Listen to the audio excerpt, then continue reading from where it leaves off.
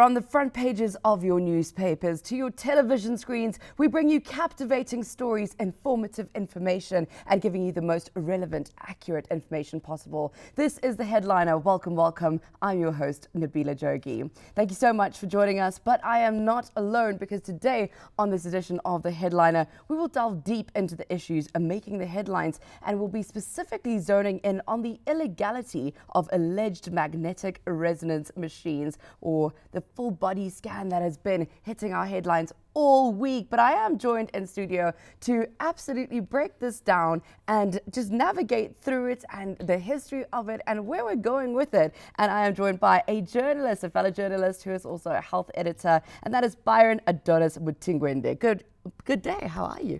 I'm very well, thanks, Pamela. It's a pleasure to have me on this program. It definitely is a pleasure. It definitely is a pleasure to have you here. Now, just as an overview, before we jump in, and I know we're going to be really spending time on the issue of this full body scan, but did this come as a surprise to you that this hit our headlines?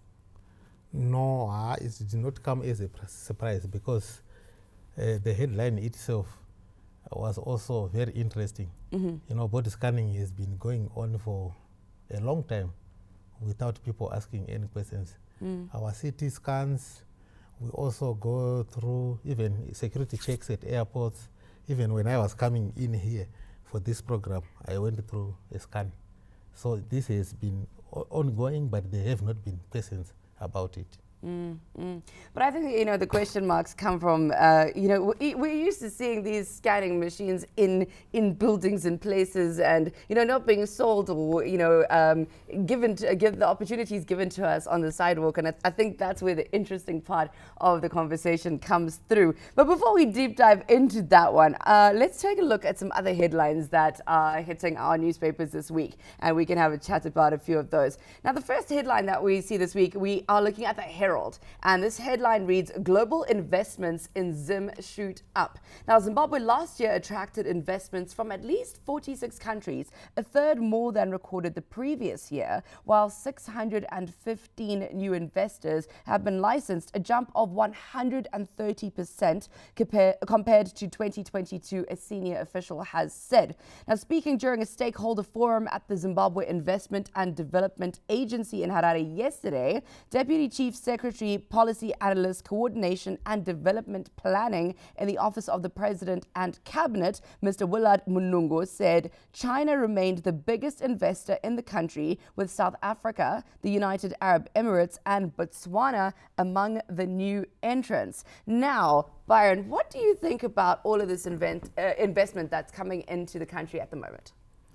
Yeah, you know, these investment agreements should translate into real benefits for the grassroots person. Like, what is the meaning of these investments to a person in Dotito? Mm-hmm. What is the meaning of these investments to a person in Binga? Mm-hmm. What does it translate to? It does not help us to hear about 100 maybe agreements, investment agreements, but which do not change the lives of the people, especially in this drought. So we need stakeholders to work so that the person on the ground feels that something has happened at the top level there. But Byron, don't you think that for these investors to come in, they are seeing something working on the ground? Because we're seeing a jump. I mean, that's 130% increase in just a year of investment that's coming in. So they must be seeing from the outside looking in that something is happening. There is positivity coming out here. Very true. If you know, investors are coming from outside Zimbabwe and are showing interest in investing in our country, it means the leadership is working to improve the investment climate itself. You see, before the new dispensation, there were no investment opportunities to talk about. So we should give a plus to such investments on the part of leadership. But we are saying after that, after having these investments coming in, what are they leaving? Well, that's exactly the thing. Yes. And then just specifically zoning in on China for a moment, you know, we've always said that China is our all-weather friend. But do you think it was a surprise that they're our biggest investor right now? No, China is one of the biggest players. Maybe very soon it may overtake, America as the largest economy. And I would like to appreciate China's approach even in international geopolitics. China comes in to partner, not to dictate what to do when it comes to invest in a certain country. So that makes it a giant in terms of investment across the globe. It's not, particularly in Africa, it's not only in Zimbabwe where we are seeing China coming in, but we have, if you go to Zambia, China is the biggest investor. If you go to Senegal, China is the biggest investor. If you go to Kenya, in many African countries. Well, we're glad that they're one of our biggest investors. So yes, I mean, that's a great story, a great headline, something that we definitely need to be delving into. But now we're going to take a look at the Chronicle. Now, this headline reads, President Mnangagwa leads cabinet tour of Pre-Cape Farm in Kwekwe. Now, President Emmerson Mnangagwa is leading a cabinet tour of the First Family's Pre-Cape Farm in Sherwood, Kwekwe, focusing on agricultural innovation and sustainability. The president is accompanied by the First Lady, Dr. Auxilia Mnangagwa, who is also the patron of the Agric for She initiative. The tour aims to showcase successful farming practices and promote food security in Zimbabwe, aligning with the government's broader agricultural policies. I think this is such an amazing headline. It's been making our news all over. What do you think about the tour that's being hosted, specifically that our president hosted as VP, as well as so many captains of industry? What do you think about this? Agriculture is the backbone of, African economies. So when the top leadership of a country leads by example, it's good news to everyone. It's good news to everyone because we want agriculture to cascade from the top leadership right to the bottom. Now here, President Emmerson Mnangagwa is showing that it is possible for Africa to produce its own food. We have had interesting news on the agricultural front when for the past 3 years since 2022, Zimbabwe has had surplus supply of wheat. And that means we have had enough wheat to feed everyone in the country and also enough to export. Now when the president says that now is growing a hectarage of wheat, big hectarage, and we want to maximize agricultural production and productivity. And we are hearing that at Pre-Cape Farm, we are expecting at least 10 tons per hectare, 11 tons per hectare. Now that's leadership. Now this is what we want. That kind of thing will ensure Zimbabwe returns to its status as the breadbasket of Africa. And it's kudos to President Mnangagwa. Absolutely. That's the transformational leadership, servant leadership that we talk about consistently. And yes, so finally, we have the topical issue of the day, the topical headline of the day, and that's coming out of the H Metro.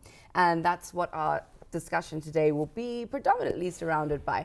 And that headline reads, Free body scan agents go underground. Now, a quick background here. Several free body scan agents who have been operating in the Central Business District have disappeared from the streets following a warning by authorities that they will be descending on them. The development comes after the Health Professional Authority, the HPA, Medicines Control Authority Zimbabwe, the MCAS, and the police declared a crackdown on premises of network marketing companies involved in offering magnetic resonance services.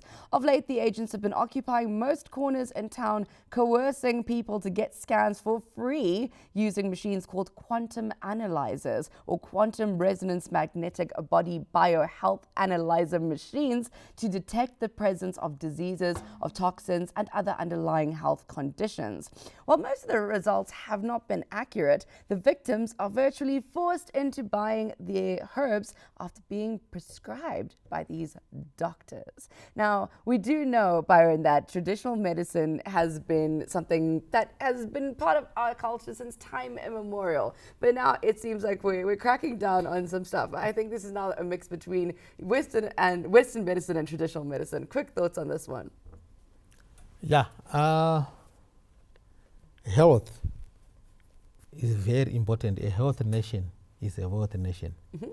So we need to ensure that we have good health at all times. So Byron, I'm gonna stop you there because I love that. He says a healthy nation is indeed a wealthy nation. But is what we are doing creating wealth or health? Let's find out. Stay with us. We'll be back with the second segment of The Headliner.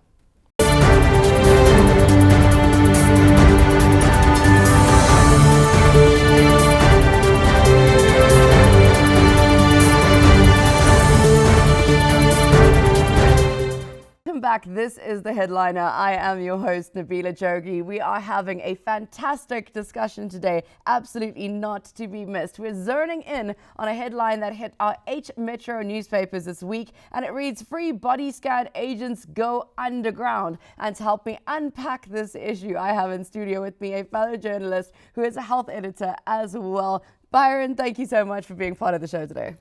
It's my pleasure. It's been great. So, you closed off the first segment with, a healthy nation is a wealthy nation. But when we're looking at this story and we're trying to dissect the history of this story, for a moment, are we creating health or are we creating wealth? What are your thoughts here? Because, yes, they're offering free body scans, but then forcing you into paying for these prescribed medications. Yeah, the only worry is that these illegal body scanning machines pose risks such as radiation exposure, privacy violations also. Mm-hmm. Maybe if they gather information, you don't know where they will take that to. Because if maybe they discover through their information that you are diabetic, maybe in their reporting, you don't know where that kind of information will end up with. And also, there is a potential misdiagnosis. A machine is a machine. There can be an error. You diagnose that someone is with cancer when they don't have it. I'm less scared of the machine than I am of the people interpreting the results, because are these people qualified to be handling these machines? Yes. We never know whether, because when you get to a health facility, you are exposed to these machines, but you don't know, you don't have information whether they are registered. Yeah, true. So because what you need to know, if you don't feel well, you go to diagnosis. And most of the cases, most of the times, we'll be happy because I've gone under a machine. Mm-hmm. It's not like estimating or just, it's not a superstition, or it's there because people believe in machines, in the accuracy of machines. But sometimes there may be misdiagnosis because you never know. So, I do want to come back to, let's try and do a root cause analysis of what would make somebody put their own life potentially at risk by walking through these machines. You spoke about radiation exposure as well. That's a massive thing, specifically if you're potentially pregnant. That can be it can have massive ramifications for you. But what drives somebody to seek out these free services on the street? What's the root cause factor here? Healthcare in Zimbabwe is becoming expensive. It's not many of Zimbabweans who are on health insurance, your medical aids. Mm. And in the recent past, some medical aids were not accepted at the hospitals. And you go into a health facility, the consultation fee is say $20. We are in the middle of a debilitating drought, whereby the food is not readily available. And if someone offers free diagnosis, then you go there because you can't afford $20 consultation fee.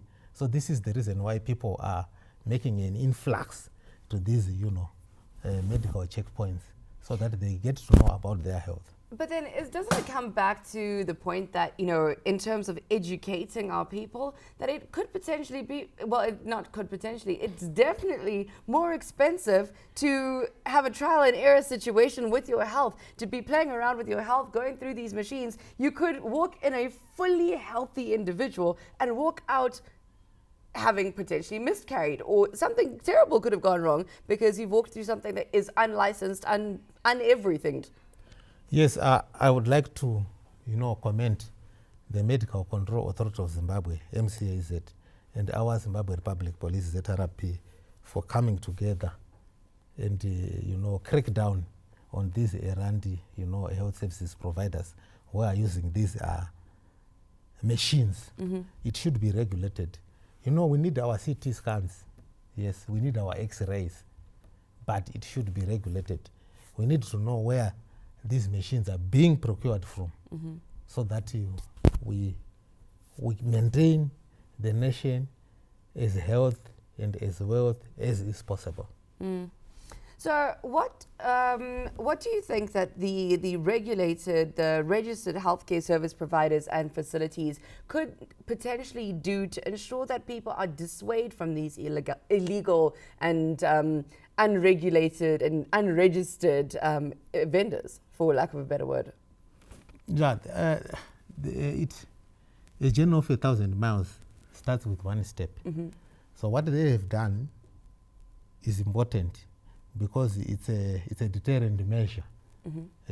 Those who are engaging in such activities now know that it's not legal. So they have to follow the registration processes, so that a nation that is run according to laid out rules will always succeed. I absolutely agree with that, but it's also very hard.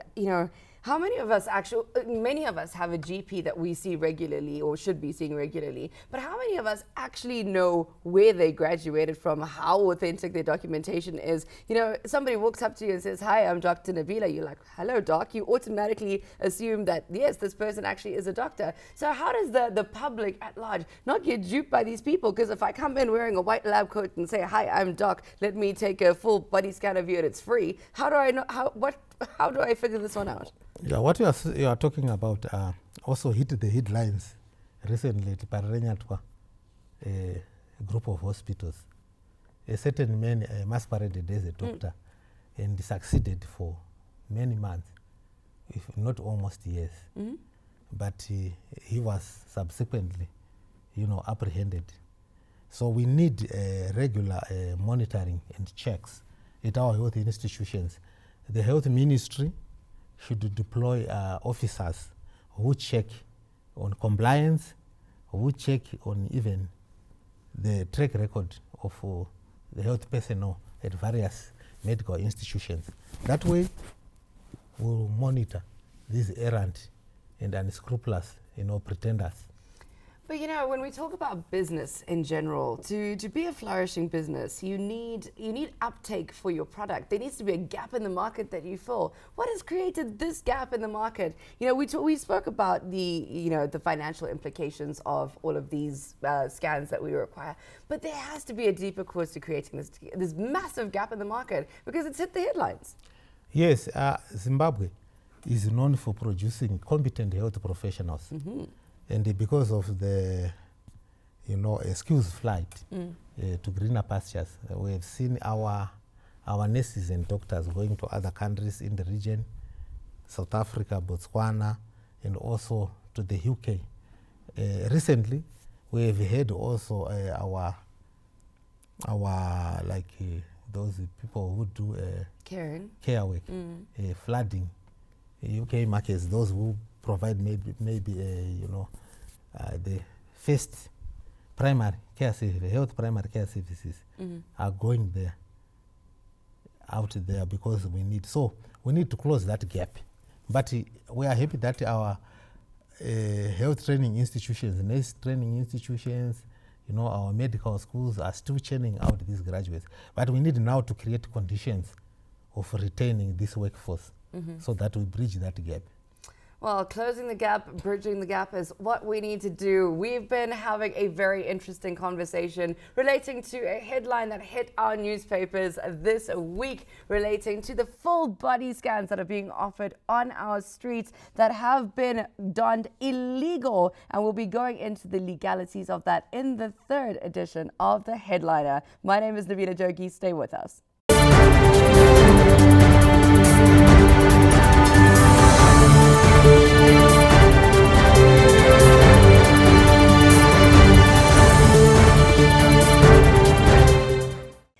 welcome back. This is The Headliner. I'm your host, Nabila Jogi. We've been going through an amazing conversation relating to a headline that hit our newspapers this past week, relating specifically to the full body scans that are being offered on the streets that have been termed illegal. And we're going to dive into the legalities of this and the statement that came out by the regulatory authorities. But I'm not alone to dissect this issue. I am joined by a fellow journalist and health editor, and that is Mr. Byron. Mr. Byron, thank you so much for being part of this and really, taking us through this conversation and giving us your vantage point.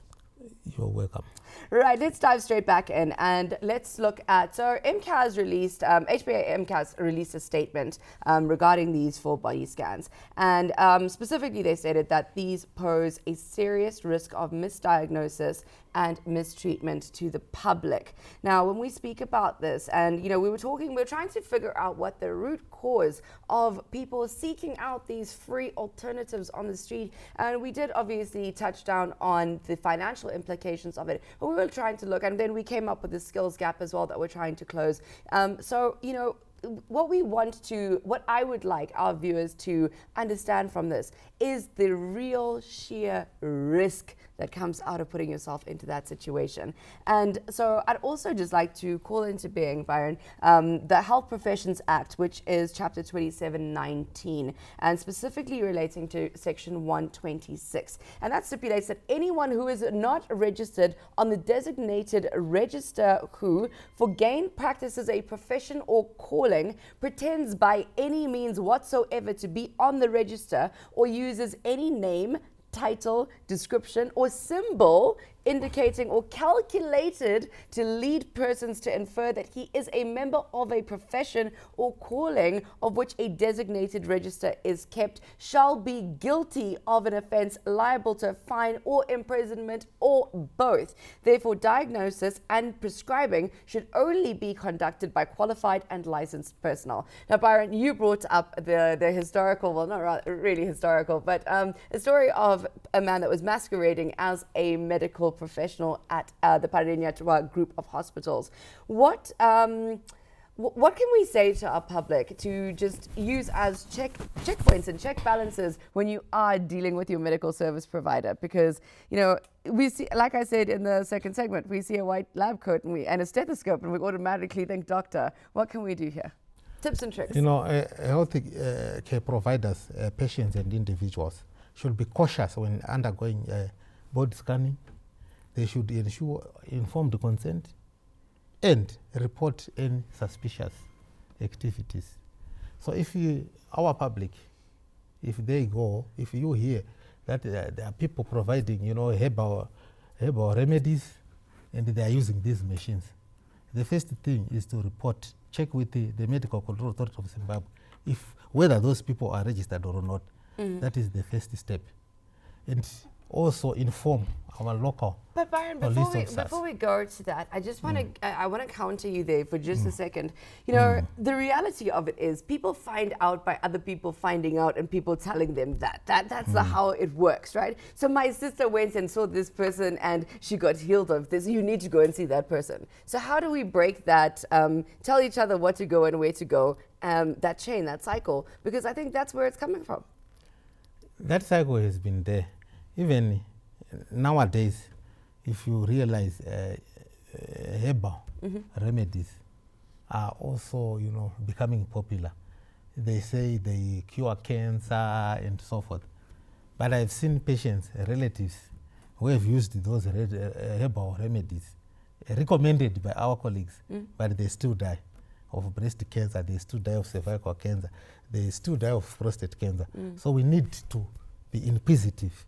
Let us be, inquisitive. Let's ask questions. They are saying these remedies are working, but why are our relatives dying? They are saying these machines are working, but why are our relatives still dying? Cancer cases are going up and so forth. Even the HIV, some people may come to claim we have got a herbal remedy for HIV, but our people, if are not treated on, or if not put on, approved, medicines like ARVs, they can still die.